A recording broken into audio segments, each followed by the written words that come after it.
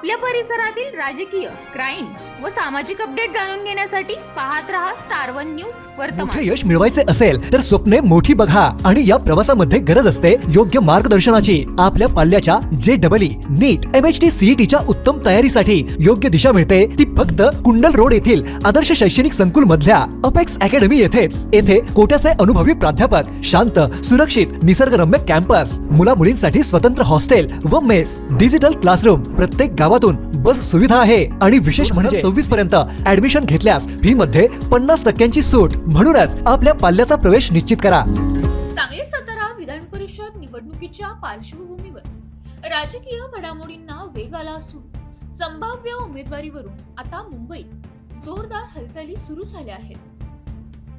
सांगली सातारा स्थानिक स्वराज्य संस्था मतदारसंघातून जिल्हा मध्यवर्ती बँकेचे संचालक तानाजीराव पाटील यांना उमेदवारी द्यावी अशी ठाम मागणी आमदार सुहास बाबर आणि पक्षाच्या कार्यकर्त्यांनी वरिष्ठ नेतृत्वाकडे केली होती। याच पार्श्वभूमीवर आमदार सुहास बाबर, तानाजीराव पाटील आणि कार्यकर्त्यांच्या मोठ्या शिष्टमंडळाने मुंबईत राज्याचे उपमुख्यमंत्री एकनाथ शिंदे आणि उद्योग मंत्री उदय सामंत यांची प्रत्यक्ष भेट घेतली।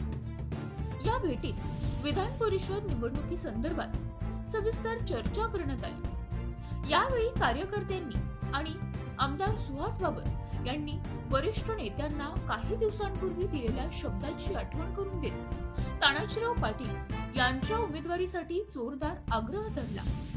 जिल्ह्यात पक्ष संघटना मजबूत करण्यासाठी तसेच कार्यकर्त्यांना एकत्र बांधण्यात तानाजीराव पाटील यांचे मोठे योगदान असल्याचेही यावेळी नेतृत्वाच्या निदर्शनात आणून देण्यात आले।